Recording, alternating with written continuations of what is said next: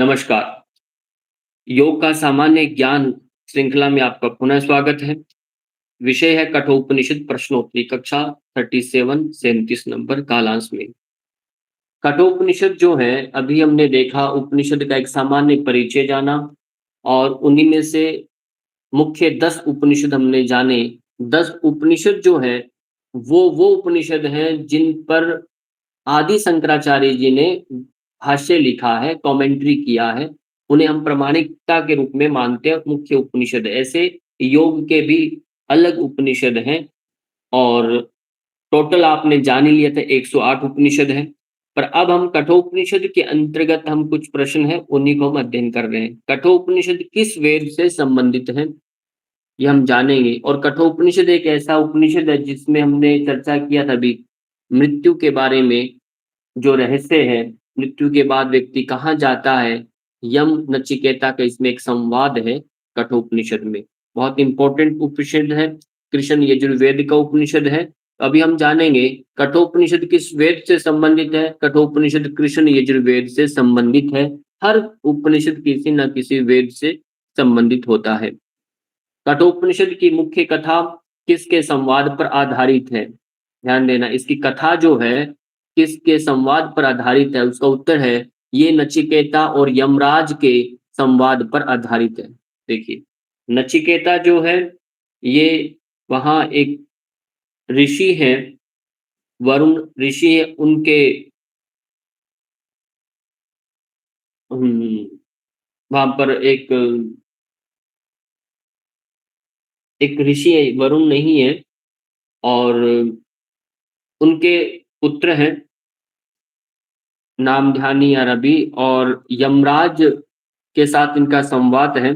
अभी देखते हैं नचिकेता कौन है। देखिए, नचिकेता वाजश्रवा ऋषि के पुत्र थे।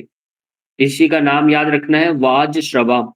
वाजश्रवा ऋषि के पुत्र थे जिन्होंने मृत्यु और आत्मा के रहस्यों को जानने के लिए यमराज से प्रश्न किए। डायरेक्ट यमराज के साथ इनका एक प्रश्न उत्तर हो रहा है।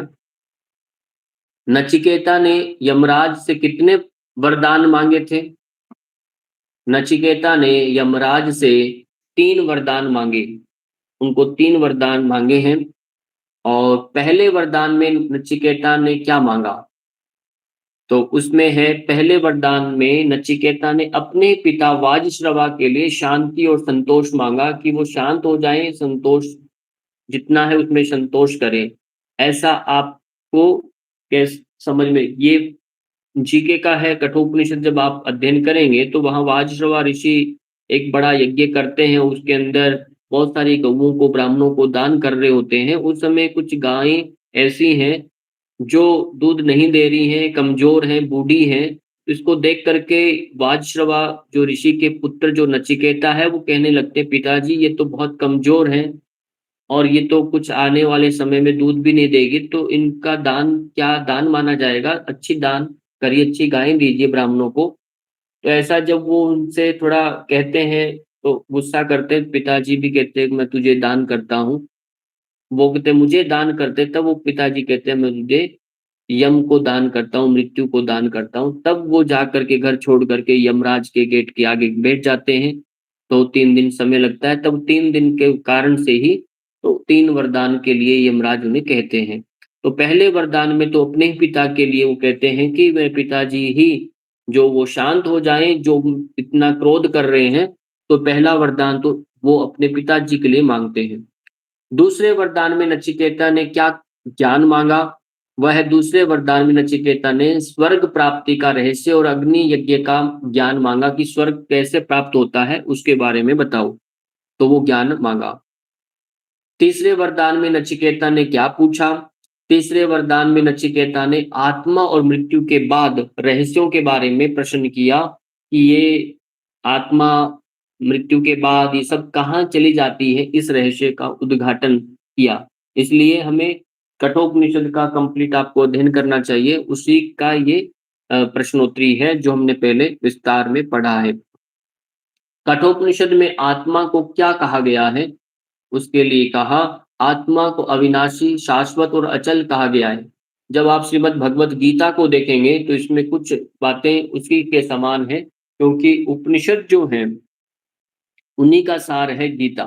गीता जो है श्रीमद् भगवत गीता, ये उपनिषदों का ही सार है, इसलिए बहुत सारी बातें आपको उन जैसी लगेगी। यहाँ देखेंगे तो आत्मा को अविनाशी, शाश्वत और अचल कहा गया है। ये कठोपनिषद में आत्मा का विशेषण बताए। कठोपनिषद में कौन से 2 मार्गों का वर्णन किया गया है? तो उसमें एक श्रेय मार्ग है जो आत्मा के कल्याण का मार्ग है। देखिए दूसरा है प्रेय। प्रेय होता है भौतिक सुख इच्छाओं का मार्ग।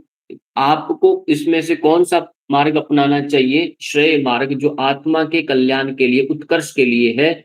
और प्रेय जो होता है भौतिक इच्छाओं को पूर्ति के लिए, इसको हम अपकर्ष बोलते हैं, उत्कर्ष नहीं बोलते। ये हमें संसार में लगाता है, संसार में फंसाता है। इसलिए श्रेय मार्ग जो होता है वह श्रेष्ठ मार्ग माना गया है। श्रेय और प्रेय में नचिकेता ने कौन सा मार्ग चुना? ऐसा पूछा गया, तुम्हें कौन सा मार्ग चाहिए? क्योंकि यम ने बड़ा प्रलोभन दिया कि तुम्हें सब कुछ मिल जाएगा, ऐश्वर्य मिलेगा, राजा मिलेगा, इतने वर्षों तक जीवन दान देता हूँ तुझे। तब उन्होंने कहा मुझे सब नहीं चाहिए, क्योंकि आखिरकार मेरे को मरना तो पड़ेगा। तो मैं मृत्यु के रहस्य को जानना चाहता हूँ आत्मकल्याण के लिए। उन्होंने श्रेय का मार्ग चुना। देखिए, क्योंकि ये मार्ग ही श्रेष्ठ मार्ग है। कठोपनिषद के अनुसार आत्मा का स्वरूप क्या है? आत्मा को किस प्रकार से वहां परिभाषित किया गया है? तो आत्मा जन्म और मृत्यु से परे है, शाश्वत है, अविनाशी है और अचल है। यानी वो हमेशा रहती है, कभी नष्ट नहीं होती, कभी उसका विनाश नहीं होता, और वो जन्म मृत्यु से परे है। इसलिए जो गीता में बताया कि शरीर जो है ये वस्त्रों की भांति है, जैसे पुराना वस्त्र हो गया उसे बदल लिया जाता है, ऐसे ही शरीर समय के साथ ये विजीर्ण हो जाता है और ये बदला जाता है, पर आत्मा नहीं मरती। आत्मा फिर पुनः नया शरीर धारण कर लेती है। ऐसा हमारा शास्त्र में और जो हम ज्ञान को पढ़ते हैं। और कठोपनिषद का प्रसिद्ध वाक्य क्या है? वह ये है, उत्तिष्ठत जागृत प्राप्य वरा निबोधयत। उठो जागो और ज्ञान प्राप्त करो। अब देखिए स्वामी विवेकानंद जी ने कठोपनिषद के इस ध्येय वाक्य को जीवन का एक आदर्श वाक्य माना और इस पर उन्होंने चलना सीखा और लोगों को प्रेरणा दिया कि उठो जागो और तब तक मत रुको जब तक आपको अपने लक्ष्य की प्राप्ति न हो जाए। कितना सुंदर! और इसी को संस्कृत में कहा, उत्तिष्ठत जागृत प्राप्य वरा निबोधत। तो ये आपको याद कर लेना, ये जो ध्येय वाक्य है ये कठोपनिषद से लिया गया है। कठोपनिषद में यमराज ने मृत्यु को किस प्रकार समझाया है कि मृत्यु क्या है, उसको किस प्रकार से समझाया? तो मृत्यु केवल शरीर का अंत है, आत्मा अमर और शाश्वत है, ऐसा कहा। केवल शरीर का ही अंत होता है, जो हमें दिखता है, जल गया है, नष्ट हो गया है, और बाकी वो अंत नहीं है, वह आगे बढ़ता है। इसलिए हमें अच्छे कर्म करते रहना चाहिए। वो पुनः सूक्ष्म शरीर के साथ यहाँ से विदा हो जाता है, और भौतिक जो शरीर है, पंच महाभूत का बड़ा स्थूल शरीर है, वो हमारे लिए मृत हो जाता है। हमें लगता है व्यक्ति चला गया, और वास्तव में सूक्ष्म शरीर पुनः नया शरीर धारण कर लेती है और हमारे बीच में वो व्यक्ति आ भी जाता है, हमें पता भी नहीं चलता। ब्रह्म को जानने का साधन क्या बताया गया है? वह है ध्यान, वैराग्य और आत्म साक्षात्कार को ब्रह्म को जानने का साधन बताया गया है कि ये एक मार्ग है, ध्यान कीजिए, और वैराग्य और आत्म साक्षात्कार। कठोपनिषद में आत्मा की तुलना किससे की गई है? आत्मा किस प्रकार की है, कैसी है? तो वहां आत्मा की तुलना अश्वारोही हथ के सारथी के, रथ जो होता है ना, रथ के सारथी से की गई है कि आत्मा इस प्रकार से है। क्योंकि वहां पर आपने ध्यान है कि कल्पना की गई है, रथ जो है उस पर कृष्ण भगवान बैठे हैं, जैसे वहां भी बताया। रथ का जो सारथी होता है उस पर एक, उसको चल एक उस पर रथ पर एक सवार व्यक्ति होता है, उसके आगे 5 घोड़े हैं, घोड़ों के नाक में एक लगाम लगी हुई है। रथ यानी अपने आप में एक शरीर है, तो इसलिए कहा रथ जो है वो शरीर है, घोड़े 5 उसकी इंद्रियां हैं, और उसको खींचने के वाले जो उसमें रस्सी है वो क्या है? मन है, यानी लगाम है। वो आपकी लगाम जो होती है ना, वो मन है, उसको खींचता है। कौन खींचता है? सारथी। सारथी कौन है? बुद्धि। बुद्धि उसे लगाम को, मन रूपी लगाम को खींचती है, तो पांचों इंद्रियां हमारी कंट्रोल होती है। और उस पर जो सवार है वो कौन है? आत्मा। आत्मा उस शरीर को धारण कर रही है, यदि शरीर उसमें नहीं है, मान लो आत्मा उस पर सवार नहीं है कोई व्यक्ति, तो रथ खड़ा रहेगा। उसका प्रयोजन नहीं, उसको चलाने वाला व्यक्ति चाहिए, तभी वो चलता है। इसलिए कहा, ये एक उदाहरण के रूप में वहाँ पर प्रस्तुत किया गया है। और कठोपनिषद का दर्शन किस वेदांत से मेल खाता है? कौन-सा एक दर्शन है जिससे वो मेल खाता है?